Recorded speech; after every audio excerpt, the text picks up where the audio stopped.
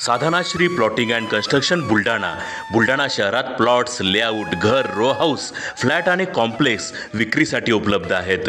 Booking सुरू आहेत.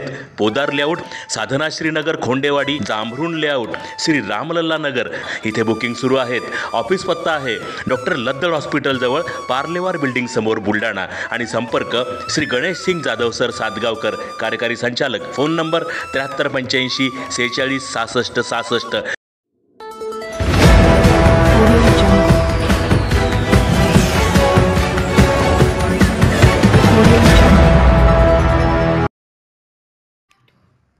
खडकपूर्णातून रेतीचा उपसा करून लिलावाची मागणी.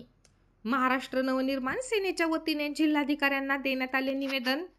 बंदी असतानाही राजरोसपणे खडकपूर्णा पात्रातून मोठ्या प्रमाणात रेतीची अवैध उपसा व वाहतूक सुरू असून लाखो ब्रास रेतीची चोरी होत आहे. तर सर्वसामान्य नागरिकांना चढ्या दराने रेती विकत घ्यावी लागत आहे. शासनाने तातडीने स्वतः रेतीचा उपसा करावा व रेती घाटाचा लिलाव करावा अशी मागणी महाराष्ट्र निर्माण सेनेच्या वतीने करण्यात आली आहे. रेतीची चोरटी वाहतूक करणारे टिपर भरवेगात धावत असल्याने नागरिकांच्या जीविताचा प्रश्न निर्माण झाला आहे. कर्मचाऱ्यांवर देखील जीवघेणे हल्ले होत आहेत. खडकपूर्णा प्रकल्पाच्या विदर्भ आणि मराठवाडा या दोन्ही ठिकाणी शासनाने शासकीय बोटीद्वारे रेतीचा उपसा करून त्या रेती घाटाचा लिलाव घेण्यात यावा अशी मागणी मनसेच्या वतीने जिल्हाधिकाऱ्यांकडे करण्यात आली आहे. यावेळी मनसे जिल्हाध्यक्ष गणेश बरबडे, उपजिल्हाध्यक्ष राजेश परिहार, प्रदीप भवर हे उपस्थित होते.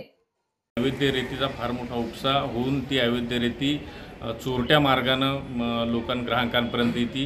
ती रेती मोलामागानं पूर्ण लोकांना मिळत आहे आणि त्यामध्ये चोरटा प्रवास असल्या कारणानं गाड्यांचा स्पीड एवढा असतो की बऱ्याच ठिकाणी रस्तेही खराब झाले आणि फार मोठी जीवितहानीही झालेली आहे. आता आज संध्याकाळी एका टिप्परनं भरधाव टिप्परनं 2 लोकांना उडवलेलं आहे. इरल्यामध्ये या अवैध रेतीच्या माध्यमातून एक खून झाला आणि हा सर्व प्रकार सुरू होत असताना शासनाचा एक कोट्यवधीचा महसूल बुडत आहे आणि गोरगरीब लोकांपर्यंत रेती ही जास्त दराने येऊन राहिलेली आहे. तर आमचं मागणी अशी आहे शासनाकडे की हा जो संपूर्ण प्रकार आहे, जी संपूर्ण रेती चोरी होत आहे ती संबंध रेती जे खडकपूर्णाचं जे धरण क्षेत्र आहे ज्यामध्ये पाणी साचलेलं आहे त्यामधून ही रेती चोरल्या जाते.